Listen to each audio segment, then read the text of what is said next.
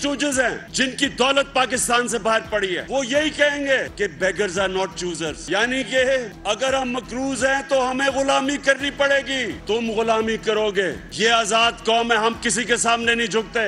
क्या आज हिंदुस्तान फैसला करे कि पाकिस्तान की हुकूमत गिरानी है तो 10, 15, 20 अरब रुपए में हुकूमत गिरा देंगे वो। इसलिए आज फैसला कुन वक्त है पाकिस्तान, आपके हर रोज एहतजाज होने चाहिए। जो अमेरिका करने की कोशिश कर रहा है उसको पैगाम जाए, और जो यहाँ उनके गद्दार हैं उनको पैगाम जाए कि ये जिंदा कौम है, ये कभी इस साजिश को कामयाब नहीं होने देगी। मुतालबा करूंगा जनरल बाजवा से, मुतालबा करूंगा DGISI से, जो नेशनल सिक्योरिटी काउंसिल के मेंबर हैं। हमने गद्दारी की है तो फिर ये सबूत कौम के सामने ले आए। हमारे सिपा सलार अफवाज पाकिस्तान के अंदिया दें। नेशनल सिक्योरिटी काउंसिल में जो मिनट्स पास हुए जिसमें बाहर की बैन अवी साजिश और ऑपोजिशन का कोई रोल है, तो फिर खुदारा इस बात को सामने लेके आए। कहता है ना कि मेरी बंदूक के निशाने पर फना है, ये खुदा न खासा लोगों पर गोलियां बरसाएगा। ये इमरान नियाजी जो है, इसका हाथ पकड़ना होगा, इसका रास्ता रोकना होगा, वरना फिर पछतावा रह जाएगा। अस्सलाम वालेकुम नाज़रीन, आप देख रहे हैं प्रोग्राम 7 से 8। मैं हूं करण नाज़। प्रोग्राम के आगाज़ में नजराना अक़ीदत पेश करना चाहती हूँ उस हस्ती को जो आका अलैहिस्सलातु वस्सलाम की आंखों का नूर, उनके दिल की ठंडक हैं, जो शेर खुदा की ज़ौजा हैं, जो सरदाराने जन्नत की माँ हैं, जो खुद खातून जन्नत हैं। ये वो हस्ती हैं कि जब कहीं तशरीफ़ लाती तो आका अलैहिस्सलातु वस्सलाम अपनी नशस्त से खड़े हो जाते और इसी प्रैक्टिस को सहाबा कराम भी फॉलो किया करते थे। खातून जन्नत हैं, तैयबा हैं, ताहिरा हैं, जाहिदा हैं, सिद्दीक़ा हैं, जिन्हें दुनिया फ़ातिमतुज़ ज़हरा रज़ियल्लाहु ताला अन्हा के नाम से जानती है, जिनका आज यौम विसाल है। एक बेहतरीन माँ, एक बेहतरीन बेटी, एक बेहतरीन बीवी, और न सिर्फ दीन इस्लाम की ख़वातीन के लिए बल्कि दुनिया की ख़वातीन के लिए बेहतरीन रोल मॉडल हैं। अल्लाह रब्बुल जलाल से दुआ है कि हमें सहाबा कराम अहले बैत व अतहार के नक्शे कदम पर चलने की तौफीक अता फरमाए। आगे बढ़ती हूँ, प्रोग्राम का आगाज़ करती हूँ और सबसे पहले बात कर लेती हूँ। आज तमाम लोगों की नज़रें लगी हुई थी सुप्रीम कोर्ट पर, जो कुछ जैसी सियासी हलचल इस वक्त जारी है। तमाम लोग बहुत अच्छे तरीके से जानते हैं कि इस वक्त मामलात क्या चल रहे हैं। सुप्रीम कोर्ट के ऊपर नज़र लगी हुई थी, सब लोग देख रहे थे कि सुप्रीम कोर्ट की जानिब से क्या फ़ैसला किया जाता है, क्या कुछ सामने आता है। लेकिन आज सुप्रीम कोर्ट की जो हेयरिंग थी वो मुलतवी हुई है। अब लेट्स सी कि ये फ़ैसला कल आता है या फिर कल मज़ीद इंतज़ार करना पड़ जाता है। हुकूमत के पास क्या ऑप्शंस हैं, क्या नई हुकूमत बनेगी या फिर नए इंतखाबात होंगे, सबकी नज़रें लगी हुई हैं सुप्रीम कोर्ट पर।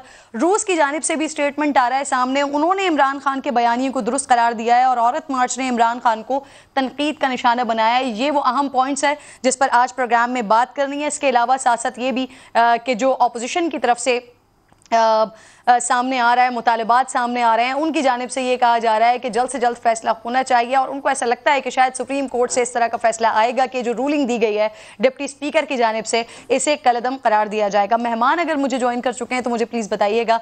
मेहमान अगर हमारे साथ मौजूद हैं, अफनानुल्लाह साहब, सेनेटर अफनानुल्लाह साहब मुझे प्रोग्राम में ज्वाइन कर चुके हैं। सर, आपको खुशामदीद कहूँगी। सबसे पहले तो आप मुझे बता दीजिए कि आज जो कुछ हुआ है, सुप्रीम कोर्ट की तरफ नज़रें लगी हुई थी सबकी और ऐसा सोचा जा रहा था कि शायद आज कुछ खास फैसला आ जाएगा, लेकिन ये हेयरिंग बढ़ गई है। आगे क्या एक्सपेक्ट कर रहे हैं सर? और साथ साथ जो सबसे इंपॉर्टेंट बात है निगरां वज़ीर आज़म के हवाले से, सर आप लोगों से भी नाम मांगे गए थे लेकिन आप लोगों की तरफ से तो भेजे ही नहीं जा रहे हैं। पार्लिमानी कमेटी के लिए नाम देंगे नहीं देंगे सर? और अगर देंगे तो फिर आपकी जानिब से नामजद किसे किया जाएगा? अफनान साहब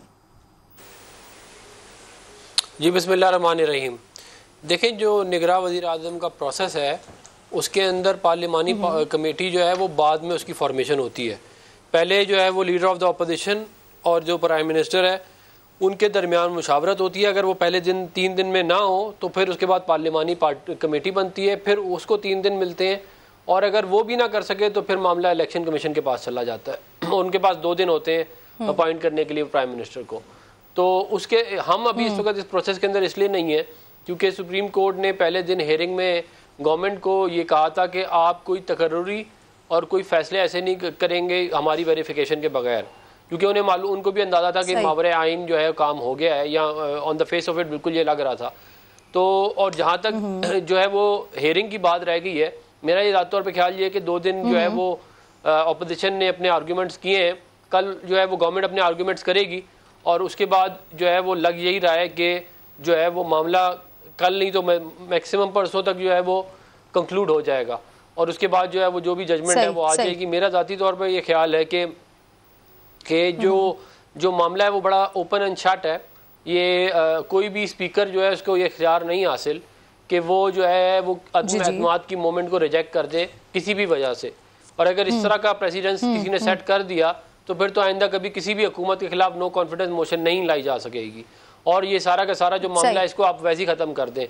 तो और तो मेरा ये ख्याल है कि ये जो मावरे आइन काम हुआ है इसके ऊपर जो है वो इंशाल्लाह जल्द जजमेंट आएगी, और ये आइन के उसके अंदर ही होनी चाहिए, क्योंकि हम सब ने, हम अवामी नुमाइंदे हैं, हमने भी क्या कहते हैं आइन का हल्फ लिया हुआ है, इसी तरह अदलिया ने भी आईनी का हल्फ लिया हुआ है, तो उसके अंदर ही होना चाहिए मामला। अफनानुल्लाह साहब, बिसाइड दिस सर, जो कुछ पार्लियामेंट में हुआ इससे हटकर सर जो आप लोग चाहते थे वो तो हो गया ना सर। इमरान खान साहब को हटाने में कामयाब तो हो गए आप लोग, यही आपका असल मकसद था, तो फिर इंतखाबात की तरफ जाने में हर्ज क्या है वैसे? देखिए दोनों सूरतों में इंतखाबात ही होंगे। हमने पहले ये ऐलान किया था कि जो है हम भी जो है वो कुछ महीने हुकूमत को जो हमने कुछ जो काम करने थे वो करके हमने जून बजट पास करा के इलेक्शन करा देने, ये हमारा बड़ा क्लियर स्टैंड है इसके ऊपर। तो इधर वे इलेक्शन ही होने थे। ये समर सॉल्ट जो इमरान खान साहब ने मारी है, मेरा ये ख्याल है कि इन्होंने अपने लिए एक बहुत बड़ा मसला, एक आर्टिकल 6 की तलवार अपने सर के ऊपर लगा ली है जो कभी भी गिर सकती है। तो ये मतलब इंतहाई मेरा ख्याल है कि ये एक ये कोई मतलब कि कोई इसको हिकमत वाला फैसला तो आप बिल्कुल नहीं कहेंगे।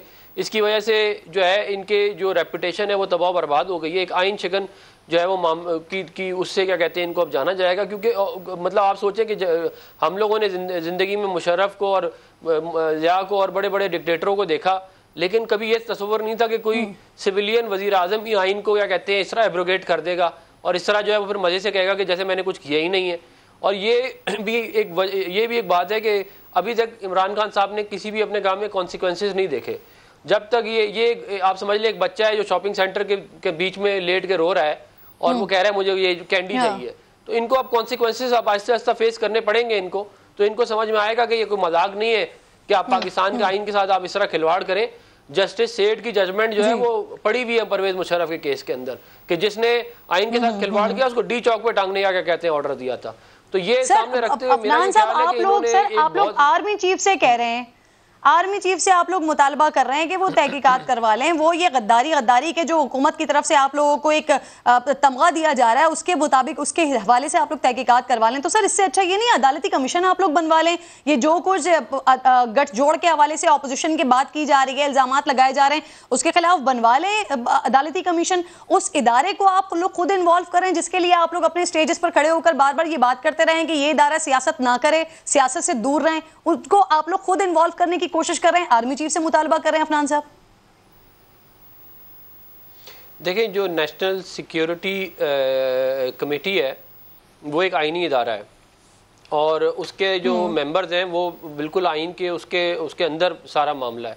अगर वज़ीर आज़म पाकिस्तान ये कहे कि फ़ौज जो है वो उसने विटनेस किया है कि जो है मुल्क के अंदर जो है मदाखलत हुई है और साजिश हुई है और सब कुछ हुआ है और वो इस चीज़ के विटनेस हैं और ये बात मीटिंग मिनट से प्रूव होती है और ये सबसे जो एविडेंस है उससे प्रूव होती है, तो और जो 197 लोग हैं वो गद्दार हैं और ये जो अपोजिशन है सारी गद्दार है, तो फिर ज़ाहिर अपोजिशन जो है जिनको इमरान खान ढाल बना रहा है या विटनेस बना रहा है उनको ये कहेंगे कि वो अपनी पोजीशन क्लैरिफाई करें। और मेरा ये ख्याल है कि अगर आप 27 मार्च का जो खबरों में आई थी, जियो पे भी आई और दीगर खबरों में भी आई, जो अखबारों में पब्लिश हुई कि सिक्योरिटी एस्टेब्लिशमेंट ने ये बात कही है कि कोई शवाहिद नहीं मिले, लेकिन इमरान खान साहब बाज नहीं आ रहे, वो बार बार सिक्योरिटी एस्टेब्लिशमेंट को बीच में लेके आ रहे हैं। ये बात आप लोग खुद कह रहे हैं ना, नेशनल सिक्योरिटी कमेटी का जो एलामिया जारी किया गया है, बात की हमने जी हाँ सर, जिस एलामिया की आप बात कर रहे हैं उस एलामिया में तो कहीं पर भी ये चीज नहीं है ना, तो फिर आप क्यों इस चीज को उनको इन्वॉल्व करना चाह रहे हैं कि वो आके वजाहत दें? देखिए मैं ये समझता हूँ कि वजाहत देने से जो है वो कोई किसी का कोई हर्ज नहीं होगा। इससे पहले जो है वो जनरल आसिफ गफूर साहब जो है वो आके तब्दीली जो है उसके ऐलानात जो है चौथे दिन करते थे और ये जो इस मुल्क पे इमरान खान साहब को इंस्टॉल किया ये भी पूरा पाकिस्तान जानता है किसने किया है। तो मेरा ये ख्याल है कि इनको जो ये जो नासूर हमारे सबके सरों पे सवार है और ये जो इसकी वजह से इस मुल्क की आइन के साथ इन्होंने जो भी किया है उसको अगर हमने आप सीधा करना है तो अगर वो आगे एक बयान दे देंगे तो उसमें क्या बुराई है? सर रशिया का स्टेटमेंट भी तो आया ना सामने, उस पर आप क्या कहेंगे, क्या कमेंट करेंगे सर? रूसी वजारत खारजा कह रहे हैं कि इमरान खान की हुकूमत गिराने में अमेरिका का हाथ है, उनको नाफरमानी की सजा दी गई है क्योंकि रशिया का दौरा करने से मना किया गया था, लेकिन खान साहब ने रशिया का दौरा किया, तो इस वजह से वो कह रहे हैं कि इन्वॉल्वमेंट है अमेरिका की। अच्छा चलें, अगर फर्ज करें 2 मिनट के लिए बात मान लेते हैं, रशिया जो बात कह रहा है ठीक कह रहा है, तो जो रशिया का दौरा है वो हमने तो नहीं इनको कहा था करने के लिए, इन्होंने खुद किया था ना। और अगर उसकी वजह से अगर मिसाल के तौर पे ये बात दुरुस्त नहीं है, मैं इसमें पढ़ना नहीं चाहता, ये फॉरेन पॉलिसी के मामलात हैं, ये बड़े हसास मामलात हैं, लेकिन 2 मिनट के लिए ये बात मान लेते हैं कि ये बात दुरुस्त है, तो इसमें ऑपोजिशन का क्या कसूर है भाई? ऑपोजिशन ने नवंबर में ऐलान किया है कि भाई हम क्या कहते हैं आपके खिलाफ नो कॉन्फिडेंस लेके आएंगे। हमने जो है वो जनवरी में नंबर पूरे किए हैं, हमने उसके बाद अपने पूरी हम महीनों से लगे हुए इस काम के लिए। 23 फरवरी को यूक्रेन और रशिया का मसला होता है, 23 फरवरी को हमने नवंबर में ऐलान किया। इसकी रेलेवेंसी ऐसे बना रहे हैं कि उन्होंने आप लोगों को इस्तेमाल किया और आप लोग इस्तेमाल हो गए, और जिसकी वजह से फिर ये अदम एतमाद आ गई और फिर मामला सारा का सारा आपके सामने, इस तरह से रेलेवेंसी बना रहे हैं। मैं मेरी गुजारिश देखिए, मुझे आप बताएं कि क्या आटा जो है वो चीनी 180 रुपए किलो मिल रही है इस्लामाबाद में, आटा जो है वो 90 रुपए किलो मिल रहा है, घी 400 रुपए किलो की बोतल मिल रही है, पेट्रोल 150 रुपए का 150-60 रुपए का लीटर मिल रहा है। ये जो है दालें, ये भी साजिश का फिर हिस्सा है। ये खाली साजिश तो ये नहीं है ना, हमने आवाम रो रहे हैं, बिलक रहे हैं, इकोनॉमिक मेल्टडाउन हुआ हुआ है, और आप मुझे एक बात बताएं, पिछले 10 साल की इमरान खान की सियासत सिवाय गाली के अलावा और सिवाय झूठ के अलावा है क्या?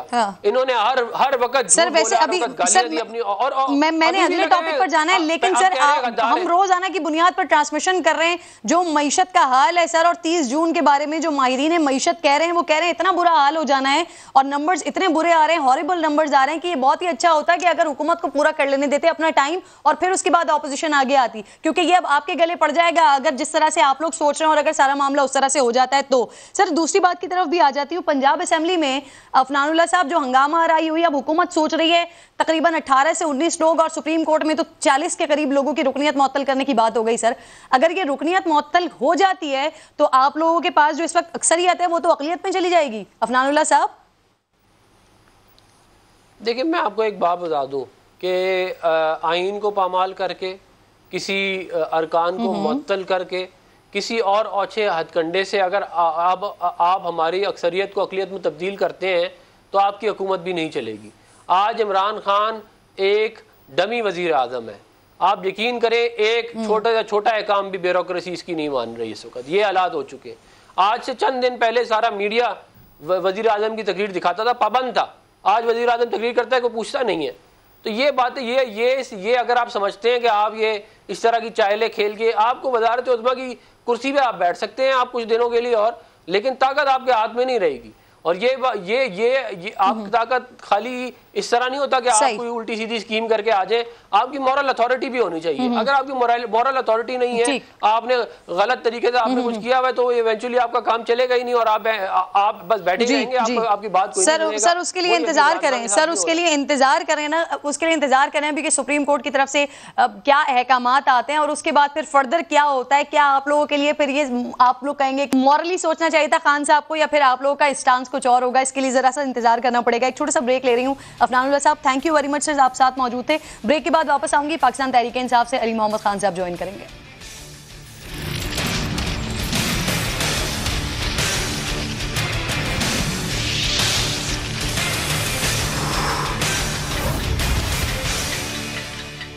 प्रोग्राम में एक बार फिर मैं आपको खुशामदीद कहती हूँ। माहिर कानून सलमान अकरम राजा साहब मुझे ज्वाइन कर चुके हैं।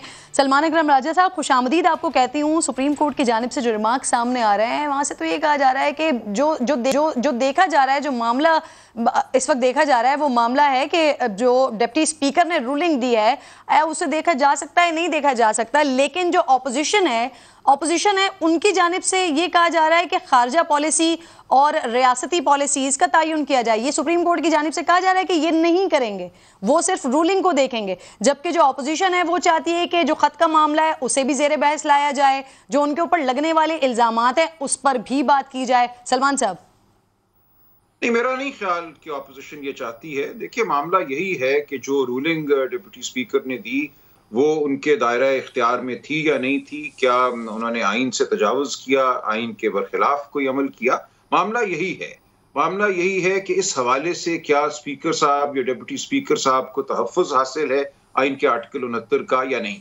अब बहस के दौरान बहुत सी बातें होती हैं, चूंकि एक इल्ज़ाम लगा है अपोजिशन पार्टियों पे, इसलिए वो ये कह रही हैं कि हम हाजिर हैं, हमारे हवाले से अगर किसी ने कोई तफ्तीश करनी है तो वो कर ले।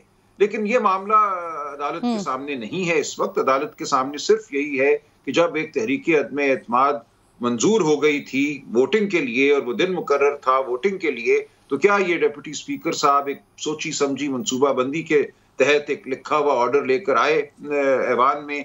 फवाद चौधरी साहब ने 2 मिनट कोई बात की, आर्टिकल 5 हवा में लहराया और उन्होंने वो रुक्का निकाल के पढ़ दिया जिसमें नाम भी असद कैसर साहब का लिखा हुआ था। तो ये जो सब कुछ हुआ यही अदालत के सामने इस वक्त जेर गौर है। बाकी बातें होती हैं लेकिन वो बुनियादी मसला नहीं है जो अदालत के सामने है इस वक्त।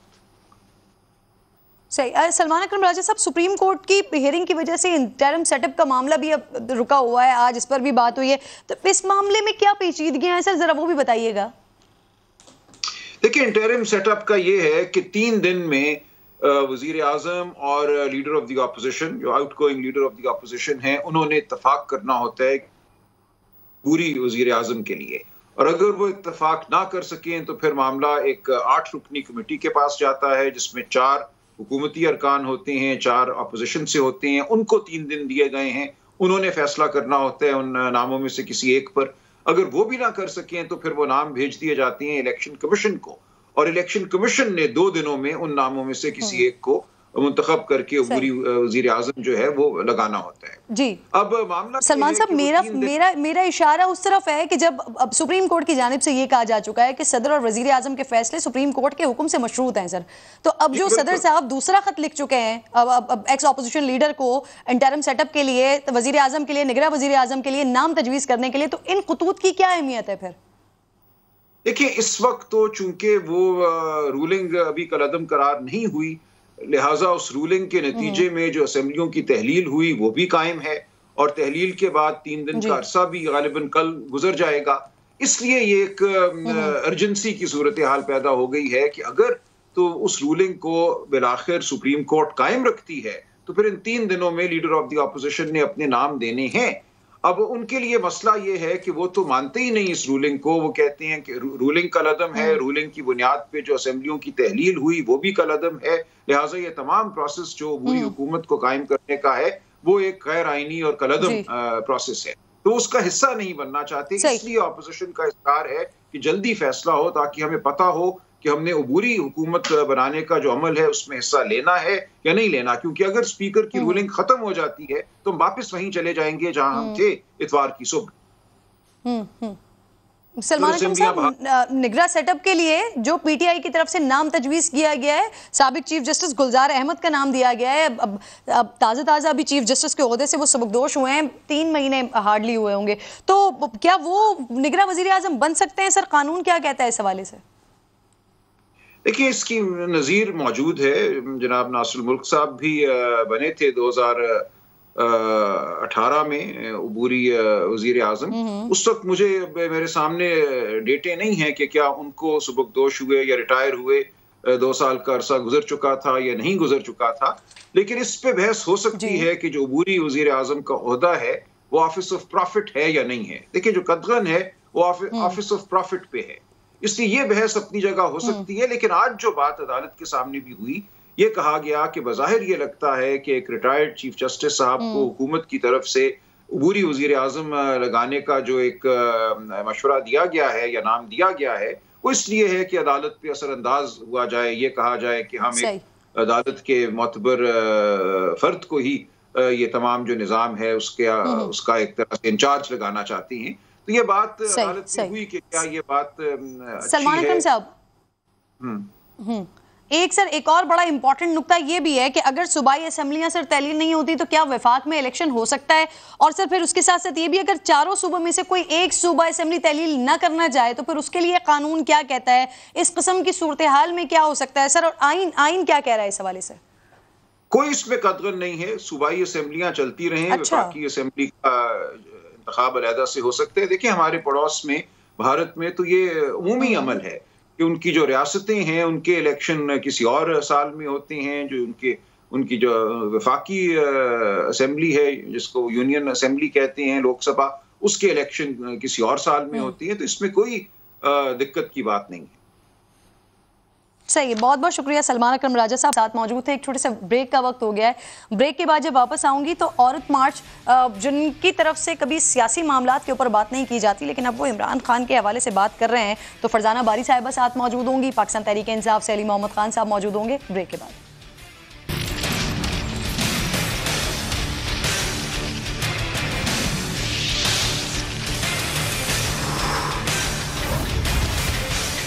प्रोग्राम में एक बार फिर खुशामदीद कहती हूँ। अली मोहम्मद खान साहब मुझे ज्वाइन कर चुके हैं पाकिस्तान तहरीक इंसाफ से। अस्सलाम वालेकुम सर, खुशामदीद कहती हूँ आपको प्रोग्राम में। अस्सलाम वालेकुम।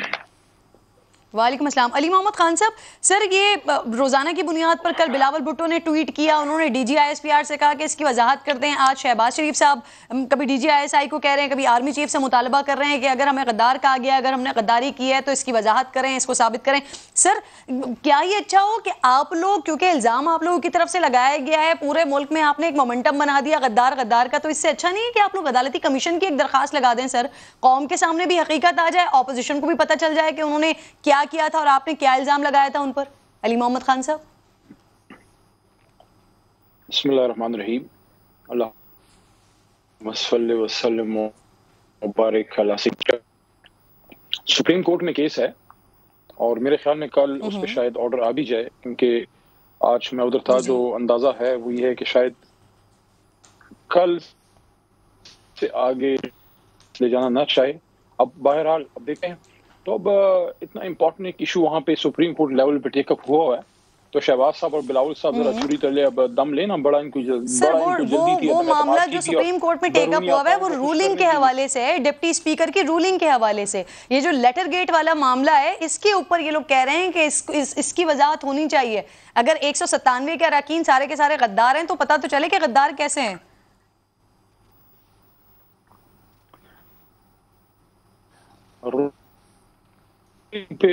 जी खान साहब सुन रही हूँ आपको। है जो जी बुनियादी आर्टिकल 5 का इशू है, तो जाहिर है उस पे मोहतरम जो है अदालत उज़्मा, उसने कोई डायरेक्शन अब देनी है। अब देखते हैं, वी शुड वेट, हमें इंतजार करना चाहिए अदालत के फैसले का।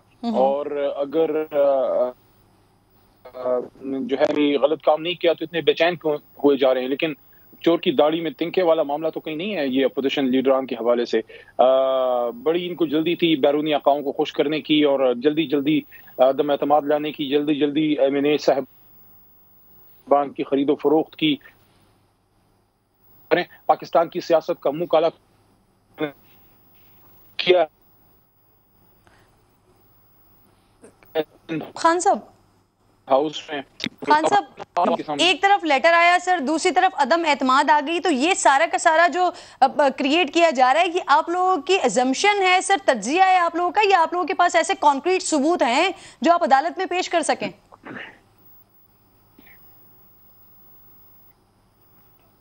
देखिए, आपकी डॉट्स कनेक्ट करें तो आपको बिल्कुल क्लियर रिजल्ट जो है वो मिल जाता है।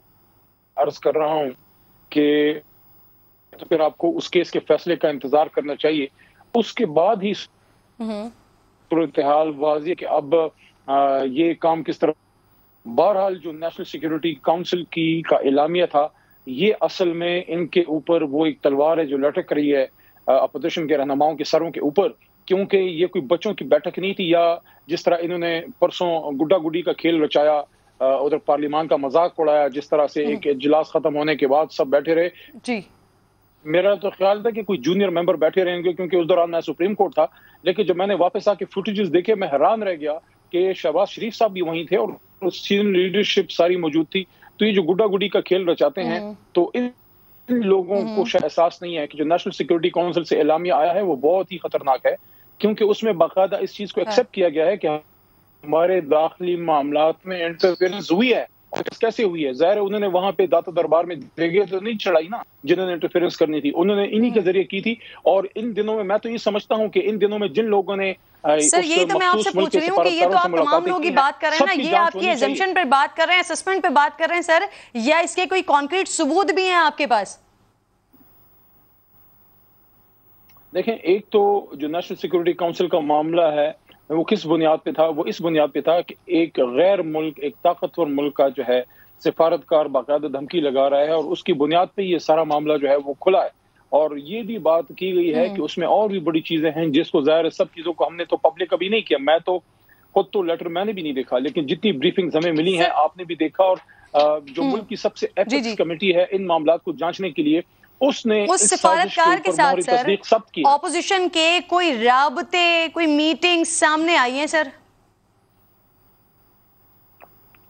देखें, ये बात कहना उनका कि अदम एतमाद अगर कामयाब ना हुई और अगर इमरान खान साहब रह गए तो पाकिस्तान को बहुत नुकसान होंगे, और अगर ये कामयाब हो गई, ये बात देखें, अगर ये कामयाब होगी अदम एतमाद तो फिर पाकिस्तान के गुनाह हम माफ कर देंगे।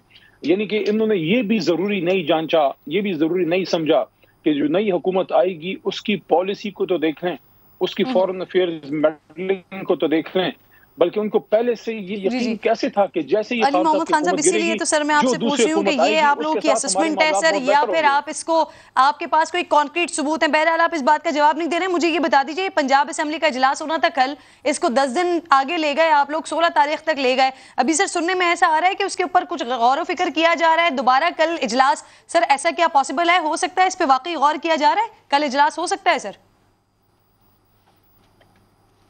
देखिए, पंजाब का मामला है असेंबली का, उस पर मैं कोई कमेंट नहीं कर सकता क्योंकि मेरे पास उसकी मालूमात नहीं। सही है, बहुत शुक्रिया आपका, थैंक्स। साथ मौजूद थे प्रोग्राम में फरजाना बारी साहिबा भी मुझे ज्वाइन कर चुके हैं प्रोग्राम में, आपको भी खुशामदीद कहूँगी। फरजाना बारी साहिबा, सबसे पहले तो क्योंकि ये सिलसिला और ये मामला कुछ ऐसा है कि इस तरह की स्टेटमेंट्स कभी मैंने आप लोगों की तरफ से देखी नहीं, कभी औरत मार्च के हवाले से मैंने इस किस्म की गुफ्तगू सुनी नहीं, तो अब ऑब्वियसली ये सवाल बहुत बड़ा रेलिवेंट सवाल बनता है कि आप लोगों ने क्या सोचकर ये बात की है और क्या प्लानिंग आप लोगों की तरफ से की गई? औरत मार्च तो कभी सियासी मामलात पे दाखिल ही नहीं हुई, तो वजीर आजम साहब के लिए इतने सख्त अल्फाज इस्तेमाल कर रहे हैं आप लोग, ऐसा क्यों? देखिए, बेसिकली तो ऑब्वियसली मुल्क के अंदर जो भी सूरत हाल होगी उससे, जैसे सब लोग मुल्क पे रहने वाले तमाम शहरी इफेक्ट होते हैं, उस तरह औरतें भी उससे मुतासिर होती हैं। तो ज़ाहिर है अगर कोई भी मुल्क के अंदर कोई डेमोक्रेटिक प्रोसेस जो है अगर वो हैम्पर होता है या कोई कॉन्स्टिट्यूशनल क्राइसिस होता है, तो ज़ाहिर है औरतें भी तो उससे मुतासिर होती है। ये जो स्टेटमेंट आई है ये बेसिकली कराची औरत मार्च की तरफ से आई है, क्योंकि I was like one of the organizer in Islamabad, तो वो मैंने देखा है। तो जो स्टेटमेंट है वो कराची की तरफ से आई है, लेकिन मैं समझती हूँ कि जो स्टेटमेंट का कंटेंट है मैं उससे इत्तेफाक करती हूँ, क्योंकि जाहिर है कि अगर मुल्क के अंदर जिस तरीके से हमारे यहाँ पोलिटिकली चीज़ें हो रही हैं और जिस तरह से वैसे तो पूरा सिनारियो ही बहुत डिस्कस्टिंग है, जिसके अंदर पॉलिटिकल पार्टी जिस तरह से ऑपरेट करती हैं और जो खरीद फरोख्त होती है हमारे यहाँ, और हमारे यहाँ कभी भी सस्पेंसिव डेमोक्रेसी तो आई नहीं कि जो भी एक मुल्क में जो एक कॉन्स्टिट्यूशन है उसको तो हम डिफेंड करते हैं, क्योंकि कॉन्स्टिट्यूशन के अंदर बहुत सारी ऐसी प्रोविजन है जो कि लोगों के दरमियान जो है वो डिस्क्रिमिनेट करती है, औरतों के हवाले से भी, गैर मुस्लिम के हवाले से भी।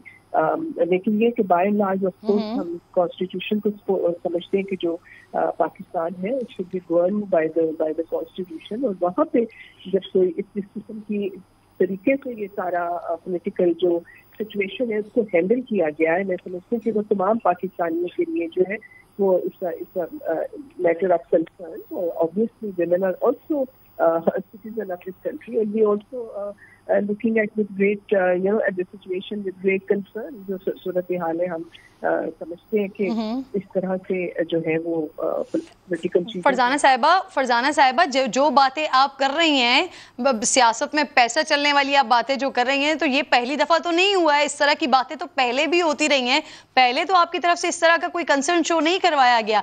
इस दफा इतना सख्त बयान, इतनी सख्त तनकीद करने की कोई खास वजह ऐसे ही तो नहीं दे दिया आपने ये बयान? देखिए, ये तो हम तो हमेशा पॉलिटिकल प्रोसेस के ऊपर अपनी हमेशा स्टेटमेंट देते हैं। जब भी कोई इस तरह की चीज होती है जो कि अनडेमोक्रेटिक है, अनकॉन्स्टिट्यूशनल है, तो औरतें जो है वो अपनी पोजीशन उसके ऊपर हमेशा रखती हैं, ऐसी बात नहीं है।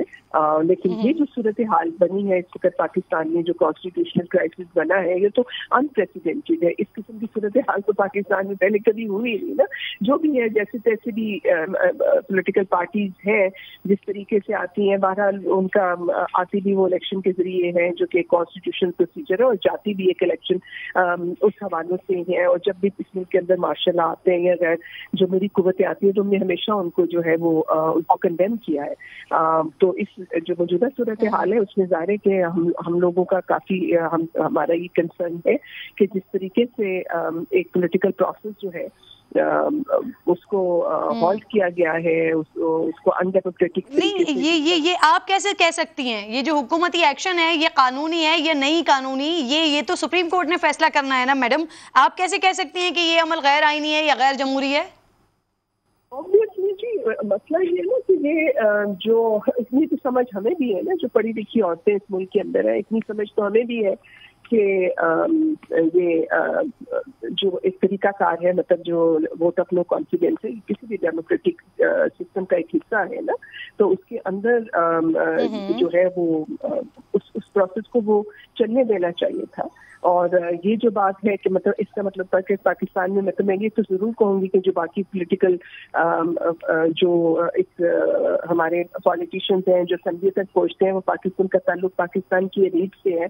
और मैं कोई वॉच नहीं करती कि वो कोई ईमानदार ज्यादा लोग होंगे, लेकिन ये मानना कि वो सारे के सारे कोई गद्दार हैं या पाकिस्तान दुश्मन है, तो मैं समझती हूँ कि ये तो बिल्कुल है वो पाकिस्तान के साथ खेलने वाली बात है। कि जो भी है, मतलब उसके अंदर हमारे यहाँ ट्रांसपेरेंसी नहीं है, लोग जो है करप्शन करते हैं या लोगों का डायनेस्टिक पॉलिटिक्स चल रही है, वो बातें अपनी जगह पे दुरुस्त है। लेकिन ये कहना कि ये लोग मुल्क दुश्मन हैं या गद्दार हैं या जो, क्योंकि पूरे पाकिस्तान में पीटीआई के हवाले से जो पिछले 4 सालों में पॉलिसीज रही हैं, जिस तरह से मुल्क को चलाया जा रहा है, उसमें इतना क्योस रहा है, मतलब इतनी इंस्टेबिलिटी रही है। खवातीन के हवाले से भी अगर आप देखें, जिस तरह से इवन प्राइम मिनिस्टर के बयान आते रहे हैं, जिस तरह उनके सीपीओ के औरतें रेप हो रही हैं और वो सीपीओ कह रहे हैं कि रात को वो निकली क्यों है, तो मतलब इस गवर्नमेंट का वैसे भी जो करेक्टर रहा है सही। अब ये जो फरजाना बारी साहिबा, ये वजीर आजम के बयानात, यकीनन ये बड़ी वजह है आपकी तनकीद की। औरत मार्च के बयान में हुकूमती एक्शन पर कम और वजीर आजम के हवाले से बड़ी सख्त जबान इस्तेमाल किए गए, जो मैं देख रही हूँ। कहा गया कि एक शख्स ने अपनी जात को बचाने के लिए जमहूरी अमल को सबूताश किया है। तो एक नाकिस मर्दाना आना की वजह से मुल्क में फूट पड़ी है। ये मर्दाना आना क्या होती है मैडम? एक ईगो, जो एक आदमियों की ईगो का मसला तो है ना, जो कभी गैरत की शक्ल में औरतों के ऊपर हमलावर हो जाते हैं और कभी किसी और हवाले से लोगों की ईगो का मसला तो है। और खास तौर पे ईगो जो है वो औरतों में भी, अगर नेगेटिव ईगो जो होती है वो औरतों में भी होती है, मर्दों में भी होती है। लेकिन ये बात दुरुस्त है कि मतलब प्राइम मिनिस्टर के अंदर तो ईगो का काफी शदीद मसला है। तो अगर उन्होंने कोई इससे बात की है तो मैं समझती हूँ कि वो इस तरह से फील, कराची चैप्टर ने ऐसे फील किया है, तो उन्होंने चलें, आप मुझे जरा इस पर भी अपना रिएक्शन दे दीजिए। शीरी मजारी साहिबा ने आपके बयान के ऊपर, इस बयान के ऊपर रिएक्शन दिया है कि औरत मार्च का ख्वातीन के हुकूक से कोई ताल्लुक ही नहीं है। तो उनका अपना औरतों के हकूक से कोई लेना देना नहीं है। शीरी मजारी साहिबा का तो कोई इतना रिकॉर्ड है ना, उनकी हिस्ट्री है कि उन्होंने कभी वुमेन राइट्स के लिए काम किया हो, उनकी तो कोई हिस्ट्री नहीं है। तो उनका कहना जो है वो बेमानी है। बहुत शुक्रिया आपका फरजाना बारी साहिबा, बहुत शुक्रिया। आपका वक्त खत्म हो गया है। नाजरीन, इंशाल्लाह मुलाकात होगी आपसे कल। अपना ख्याल रखिए। अल्लाह ने के बाद।